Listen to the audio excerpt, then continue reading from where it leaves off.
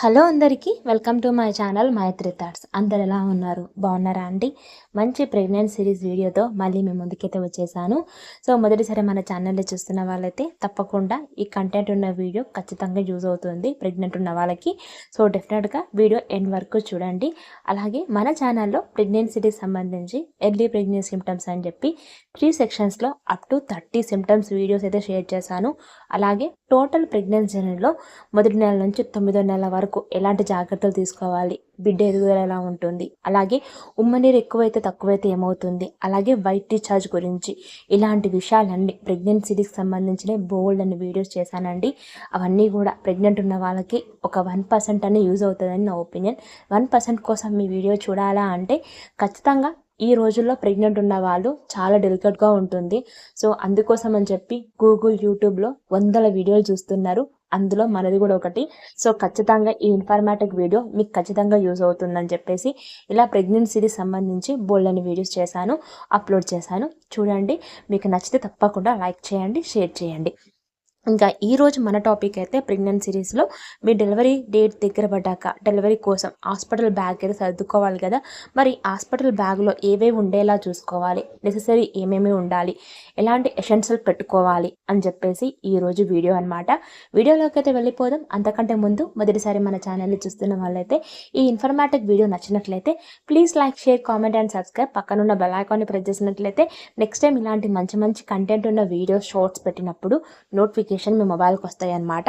మెయిన్గా గర్భిణీ స్త్రీలు గుర్తుపెట్టుకోవాల్సిన విషయం ఏంటంటే, ఒక గర్భిణీ స్త్రీ తన బిడ్డని 38 వారాలు మోస్తుందండి. అది పక్కాగా. కొంతమంది 37 వారాలు పడ్డాయంటే డెలివరీ డేటు డాక్టర్ కూడా చెప్తారు. ఫర్ ఎగ్జాంపుల్ ఇంకో 1 వీక్లో, ఇంకో 5 డేస్లో మీరు వచ్చి జాయిన్ అయిపోండి.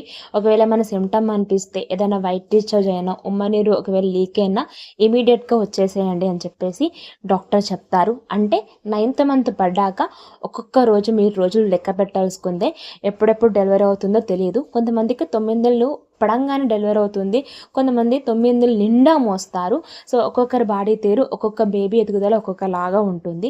ఒక గర్భిణీలో పుట్టిన ఒకరికి పుట్టిన ఇద్దరు ప్రెగ్నెన్సీలు వేరేలా ఉన్నప్పుడు ఒక్కొక్కరి ప్రెగ్నెన్సీ ఒక్కొక్కలాగా ఉంటుంది కదా.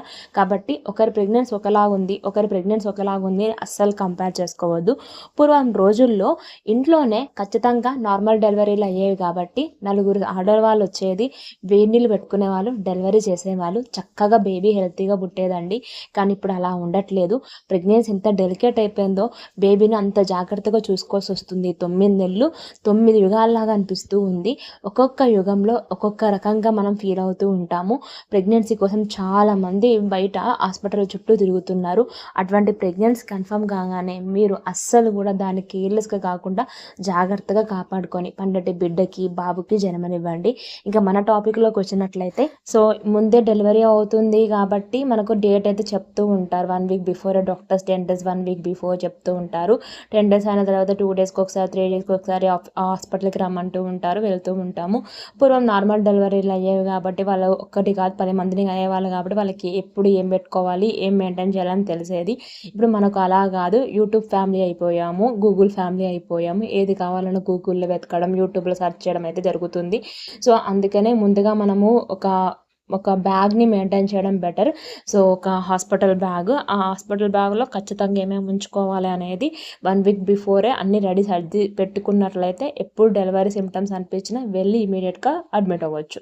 సో మన డెలివరీ బ్యాగ్లో ఫస్ట్ మెయిన్గా పెట్టుకోవాల్సింది ఏంటంటే డెలివరీకి సంబంధించిన రిపోర్ట్స్ అన్నీ కూడా. అంటే మనది ఒక రిపోర్ట్ అనేది గైనిక్ దగ్గర మెయింటైన్ చేస్తూ ఉంటాం కదా, హాస్పిటల్ బిల్లు కానీ రిపోర్ట్స్ కానీ మెయింటైన్ చేస్తూ ఉంటాం కదా.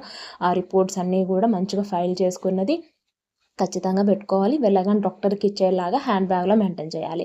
ఆ తర్వాత మెయిన్గా మనకు ఈ 9 మంత్స్ పీరియడ్స్ రావు కాబట్టి ఖచ్చితంగా శానిటైజ్ ప్యాడ్స్ అనేది పెట్టాలి. ఫస్ట్ 2 డేస్ అనేది హాస్పిటల్ వాళ్ళు ఇస్తారు. ఆ తర్వాత ఎలాగో బ్లీడింగ్ కొంతమందికి 1 మంత్ వరకు కొద్దిగా అవుతూ ఉంటుంది.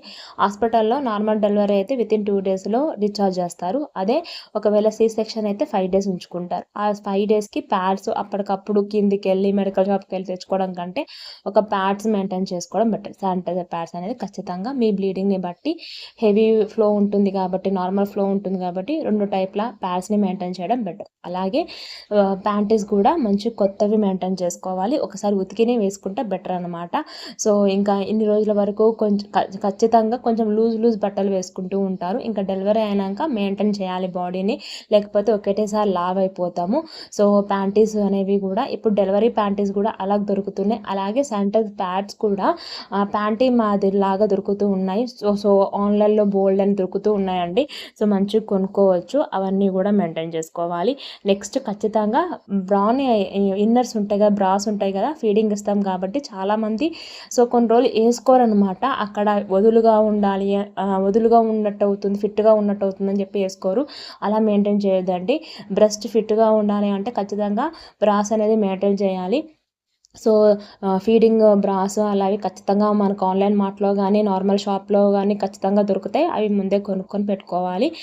తర్వాత వచ్చేసి ఫీడింగ్ ఇవ్వడానికి మంచిగా వదులుగా లూజ్గా ఉండడానికి బట్టలు, ఫీడింగ్ నైటీస్, ఫీడింగ్ ఫ్రాక్స్ ఉంటాయి. ఫస్ట్ 2-3 డేస్, ఫస్ట్ 2 డేస్ అయితే వాళ్ళు గౌన్లు ఇస్తారు మనకు సర్జరీ అయినప్పుడు హాస్పిటల్ వాళ్ళు. ఆ గౌన్ తర్వాత నెక్స్ట్ డే నడిపించడం స్టార్ట్ చేస్తారు, నడవాలి మీరు అని చెప్పేసి.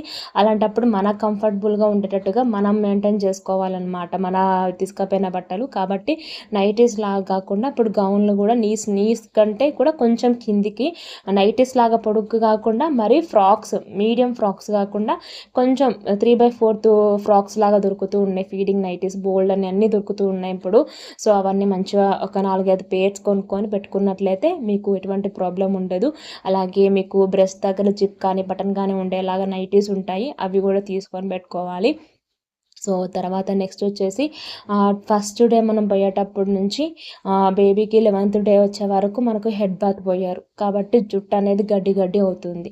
సిల్కీ హెయిర్ ఉన్నా నార్మల్ హెయిర్ ఉన్నా టైం టు టైం మనం హెయిర్ని కూడా మెయింటైన్ చేయాలి కాబట్టి సో ఖచ్చితంగా ఆ హాస్పిటల్ బ్యాగ్లోనే కొంచెం కాస్త కొబ్బరి నూనె, దువ్వెన, మీకు సంబంధించిన థింగ్స్ అన్నీ పెట్టుకోవాలి. మేకప్ అనేది అంత ఇంపార్టెంట్ కాదు డెలివరీ టైంలో కాబట్టి మినిమంగా ఒక కొబ్బరి నూనె, ఒక మీ సపరేట్ మీ దువ్వెన అనేది మెయింటైన్ చేయండి. సో ఇవన్నీ కూడా మీరు పెట్టుకోవాలి. అలాగే మీ హస్బెండ్ సైడ్ నుంచి ఏదైనా ఇన్సిడెంట్స్ ఏదైనా ఉంది మీకు రావాల్సింది అమౌంట్ ఉంటే అవన్నీ కూడా డాక్యుమెంట్స్ కూడా రెడీగా పెట్టుకున్నట్లయితే వెంటనే డెలివరీ టైంలో హాస్పిటల్ వాళ్ళకు అది ఇచ్చినట్లయితే వాళ్ళు క్లెయిమ్ అవుతాయి డబ్బులు. సో అలా కూడా మీరు రెడీగా అన్ని డాక్యుమెంట్స్ అన్ని రెడీగా పెట్టుకోవాలి. సో ఇదంతా కూడా మీకు సంబంధించింది మీ ప్యాంటీస్, ప్యాడ్స్, అలాగే మీ యొక్క బ్రాస్, తర్వాత నైటీస్, తర్వాత ఫీడింగ్ ఫ్రాక్స్, ఇవన్నీ కూడా మెయిన్ ఇంపార్టెంట్. అలాగే మీ హాస్పిటల్ ఫైల్, ఇదంతా కూడా మెయిన్ ఇంపార్టెంట్. నెక్స్ట్ బేబీకి సంబంధించిన థింగ్స్ వచ్చినట్లయితే బాబో పాపో ఎవరైనా పర్వాలేదు, చిన్న ఫ్రాక్స్ అయితే ఫ్రాక్స్ మీన్ షర్ట్స్ లాంటివి, టాప్స్ లాంటివి, స్లీవ్స్ లాంటివి ఉంటాయి కదా, అవన్నీ కూడా కొని పెట్టుకోవాలి. చాలామంది పెద్దవాళ్ళు ఏమంటారంటే పుట్టగానే పిల్లలకి కొత్త వేయొద్దు అంటారు. సో మన ముందు పిల్లలు ఎవరైనా ఉంటే వాళ్ళ ఫ్రాక్స్ కానీ వాళ్ళ షర్ట్స్ కానీ పిండి పక్కన పెట్టి, బనీన్ లాంటివి ఏమైనా ఉంటే పిండి పక్కన పెట్టినవి మళ్ళీ ఒకసారి పిండేసుకొని హాస్పిటల్ బ్యాగ్లో పెట్టుకుంటే బాగుంటుంది. లేదు ఫస్ట్ డెలివరీ అనుకుంటే కొత్తవి కొనేసి ఒక్కసారి వాటర్లో అయితే పిండాలి, సబ్బు పెట్టనవసరం లేదు. సో పిండేసి అవి కూడా మంచిగా నీట్గా వాటికి డెటాల్ మెయింటైన్ చేయాలి. ఖచ్చితంగా పిల్లలు పుట్టిన తర్వాత వాళ్ళకి 1 year వచ్చే వరకు పిల్లల బట్టలకి డెటాల్ అయితే ఒకప్పుడు మస్తు వేసేవాళ్ళు. సో అలా వేయడం వల్ల పిల్లల బట్టలు కమ్మగా మంచి స్మెల్ వస్తాయి. అలాగే ఏమైనా క్రిములు ఉన్నాయి పోతాయి అని చెప్పేసి డెటాల్ ఇసి పెట్టి ఎండకి మంచిగా ఆరబెట్టేవాళ్ళు. సో అలాగే సో ఇప్పుడు అందరూ ఈ డైపర్స్ పెడుతున్నారు కానీ ఒకప్పుడు లంగోటాలే ఉండేవి. సో లంగోటాలు కూడా ఇప్పుడు మంచిగా యూజ్ చేసేవి. అంతే ఇదివరకు ముడులు వేసేవి ఫిట్గా మనం ఇంట్లో ఏదైనా క్లాత్తో రెడీ చేసుకునేవి ఉండేవి. ఇప్పుడు ఆ ప్రాబ్లం ఏం లేదు. పెద్ద షాప్లో అయితే పిల్లలకు సంబంధించిన షాప్లో ఆ లంగోటాలు కూడా దొరుకుతున్నాయి. అవి కూడా ఒక 10 pairs దాకా రెడీగా పెట్టుకోవాలి. సో నైట్ పూటల్లో మ్యాక్సిమము డైపర్ వేయడానికి ట్రై చేయండి. మార్నింగ్ అంతా అలా వదిలేయండి. సో మొత్తము 24 hours అలా డైపర్ వేస్తే కూడా బేబీకి మంచిది కాదు కదా. అలాగే వాళ్ళకి సంబంధించింది ఒక టాయిలెట్ షీట్స్ కూడా దొరుకుతాయి బయట. సో అవి కూడా ఒక 3-4 pairs రెడీగా పెట్టుకోండి. డైరెక్ట్గా వాళ్ళకి టాయిలెట్ షీట్ వేయకుండా కింద షీట్ మీద ఏదైనా క్లాత్ ఉండేలాగా చూసుకోండి. అలాగే సమ్మర్ అయినా వింటర్ అయినా రెయినీ సీజన్ అయినా ఖచ్చితంగా చేతులకి కాళ్ళకి బేబీస్కి సాక్స్లు గ్లౌజులు ఖచ్చితంగా ఉండాలి. వాళ్ళ పుట్టుకతోనే వాళ్ళకి చేతులు గోళ్ళతోనే వచ్చేస్తారండి. సో ఆ గోల్ అనేవి వాళ్ళకి కుచ్చుకోకుండా ఉండడానికి అవన్నీ మెయింటైన్ చేయాలి. అందులోనూ రెయినీ సీజన్ పడేటప్పుడు ఇంకా చలి పెడుతుంది కాబట్టి గ్లౌజెస్ చేతులకి సాక్స్ కాళ్ళకి ఉండేలాగా చూసుకోవాలి. ఫుల్ బట్టలు ఉండేలాగా చూసుకోవాలి బేబీకి కూడా. నెక్స్ట్ వచ్చేసి వాళ్ళకి వెట్ వైప్స్ ఉంటాయి కదా, అవన్నీ మెయింటైన్ చేయాలి. ఎందుకంటే వాళ్ళు మాటికి యూరిన్కి వెళ్ళినా మోషన్కి వెళ్ళినా ఊరికి కడగలేం, సెన్సిటివ్గా పార్ట్ ఉంటుంది, అప్పుడే బయటకు వస్తారు కాబట్టి సో వెట్ వైప్స్తో తుడిచేలాగా పెట్టుకోవాలి. అలాగే బేబీకి సపరేట్ టవల్ మెత్తటిది, మీకు సపరేట్ టవల్ మెయింటైన్ చేయాలి. అలాగే మీ తరపున నుంచి సో డెలివరీ అయిన నైట్ నుంచి, ఒకవేళ మార్నింగ్ డెలివరీ అయ్యారనుకోండి, నైట్ నుంచి కొద్దిగా టీ కాఫీ తాగమంటూ ఉంటారు మీకు. సో బయట గ్లాసెస్ అంత మంచిగా లేదు, హైజెనిక్గా లేదు అనుకుంటే ఒక ఫ్లాస్క్ మెయింటైన్ చేయాలి. మీరు ఫ్లాస్క్లో పాలు, చాయ్, కాఫీ తెచ్చుకుంటట్టు ఒక చిన్న గ్లాస్ కూడా పెట్టుకోండి, మెయింటైన్ చేయండి. నెక్స్ట్ వచ్చేసి ఏంటంటే మళ్ళీ కరోనా వస్తుంది అంటున్నారు కాబట్టి ఎంత హైజెనిక్ మెయింటైన్ చేస్తే అంత మంచిది.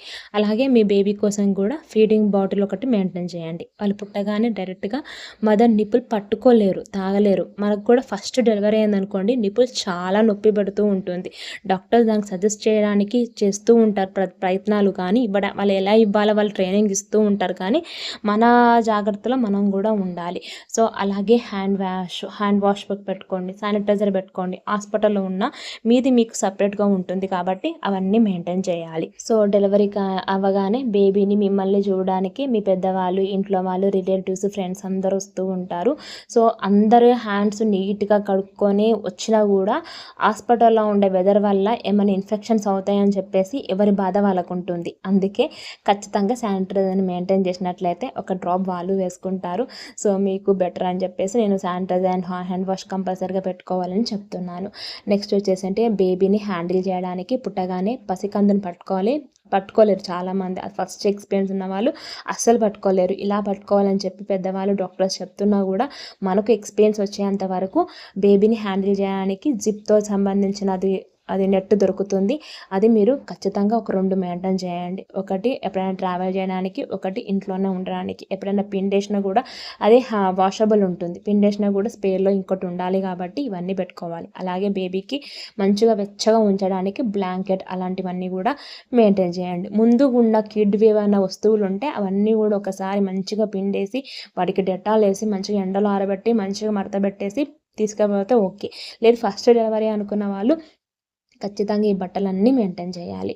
సో మీకు సంబంధించిన మీవి, అలాగే బేబీకి సంబంధించిన బేబీవి అన్నీ కూడా సపరేట్గా పెట్టుకున్నట్లయితే మీ ఇంట్లో పెద్దవాళ్ళకి ఆ 2 బ్యాగులు అప్పచెప్పినట్లయితే ఏది కావాలో వాళ్ళు తక్కువ తీసిచ్చేలాగా ఉంటుందన్నమాట. అలాగే డెలివరీ కాగానే హాస్పిటల్ వాళ్ళు బేబీ కోసం ఒక కిట్ ఇస్తారు. ఆ కిట్లో బేబీకి సంబంధించిన కోమ్ కానీ, ఆయిల్ కానీ, పౌడర్ కానీ, సోప్ కానీ అవన్నీ ఉంటాయి. అవన్నీ ఫస్ట్ వాడండి. అవి పడుతున్నాయా లేదా బేబీకి చూడండి. ఎలాగో హాస్పిటల్ ఉన్న 5 days అసలు స్నానం చేపించరు బేబీకి. 11th day నుంచి అయితే ఇంకా ఖచ్చితంగా స్నానం పోస్తారు, పురుడు అని చెప్పేసి అంటారు కదా, అప్పటి నుంచి. ఇంకా ఆ తర్వాత డాక్టర్ చెప్పిన సజెస్ట్ మేరకు లేదా మీ ఇంట్లో వాళ్ళు చెప్పిన సజెస్ట్ మేరకు ఒకటే బ్రాండ్ని కంటిన్యూ చేయండి. మాటికి బ్రాండ్స్ని చేంజ్ చేస్తూ ఉండకండి. అలాగే మీరు గమనించినట్లయితే బేబీ పుట్టిన ఒక 1 week 10 days లోపల అప్పుడప్పుడు బేబీ మొహం మీద కానీ, చేతుల మీద కానీ, వీపులా కానీ, కడుపు మీద కానీ చిన్న ర్యాషెస్ వస్తూ ఉంటాయి. ఏంటిది ఇది ఇలా వస్తున్నాయి అని చెప్పి కంగారు పడకండి. అది ఖచ్చితంగా ప్రతి ఒక్క బేబీకి వస్తాయన్నమాట. సో అప్పుడు అలోవెరాది ఒక క్రీమ్ దొరుకుతుంది మెడికల్ షాప్లో, డాక్టర్స్ అదే చెప్తారు ఖచ్చితంగా. దాన్ని తెచ్చేసి పెట్టేసినంటే ఇంకా హ్యాపీగా అది పెడితే 2 రోజులలో మీకే మార్పు తెలుస్తుంది. ఎప్పటికప్పుడు బేబీకి సంబంధించిన డైట్ అంటే ఫీడింగ్ 2 hours ఒకసారి ఇవ్వాలి అంటూ ఉంటారు. సో ఖచ్చితంగా అది మెయింటైన్ చేయండి. అలాగే మీరు కూడా డెలివరీ అయిన నైట్ నుంచి కొంచెం చాయ్, కాఫీ ఇస్తూ ఉంటారు ఫీడింగ్ మీకు కూడా. నెక్స్ట్ డే నుంచి ఇడ్లీ తినమని, కారం పొడి టమాటా చారు ఇలాంటివి తీసుకోమని చెప్తూ ఉంటారు. హ్యాపీగా తిని బేబీకి మంచిగా ఫీడింగ్ ఇవ్వండి. ఫస్ట్ కనే వాళ్ళకి కొంచెం కష్టం అవుతుంది, నిప్పులు వాళ్ళు గుంజుతున్నప్పుడు బాధ అవుతూ ఉంటుంది, నెక్స్ట్ నుంచి అలవాటైపోతూ ఉంటుంది. సో ఇవన్నీ కూడా నాకు గుర్తున్నంత వరకు హాస్పిటల్ బ్యాగ్లో ఏమేమి పెట్టుకోవాలి అవన్నీ కూడా నాకు తెలిసినే మీకు చెప్తున్నాను. సో ఎంతో అంత ఈ వీడియో మీకు డెలివరీ దగ్గర పడే వాళ్ళకి, ప్రెగ్నెన్సీ ఉన్న వాళ్ళకి యూస్ అవుతుందన్న నమ్మకంతో ఈ వీడియో అయితే చేస్తున్నానండి. ఇంకా మీకు ఏమైనా సందేహాలు ఉన్న ప్రెగ్నెన్సీ గురించి ఏమైనా డౌట్స్ ఉంటే కామెంట్ సెక్షన్లో అడగండి, డెఫినెట్గా నేను క్లారిటీ ఇస్తే క్లియర్ చేసేస్తాను. సో నేనైతే గైనిక్ని కాదు, నేను ఒక అమ్మనే, నేను తెలుసుకుంది, చూసింది, విన్నది, గ్రహించింది, చెప్పింది మీకు చెప్తున్నాను. సో ప్రెగ్నెంట్ ఉన్న వాళ్ళకి డెఫినెట్గా ఈ వీడియో యూజ్ అవుతుంది, ఇన్ఫర్మేటివ్గా అనిపిస్తుందని నేనైతే అనుకుంటూ వీడియో అయితే ఎండ్ చేస్తున్నాను. వీడియో కనుక మీకు నచ్చినట్లయితే please like, share, comment and subscribe. పక్కన ఉన్న బెల్ ఐకాన్ని ప్రెస్ చేసినట్లయితే నెక్స్ట్ టైం వీడియోస్ అప్లోడ్ చేసినప్పుడు నోటిఫికేషన్ మీ మొబైల్కి వస్తాయి. నేను కలుస్తాను మరొక మంచి వీడియో అండ్ షార్ట్తో. అంతవరకు థ్యాంక్ యూ, బాబాయ్, నమస్తే. ప్రెగ్నెంట్గా ఉన్న వాళ్ళందరికీ కూడా ఆల్ ది బెస్ట్. మీరు ఒక పండంటి పాపకి లేదా బాబుకి జన్మనివ్వాలని మనస్ఫూర్తి కోరుకుంటున్నాను. తల్లి బిడ్డ క్షేమంగా పుట్టాలని చెప్పేసి నేనైతే అనుకుంటున్నాను. బాయ్ బాయ్, మరొక వీడియోతో మళ్ళీ కలుస్తాను.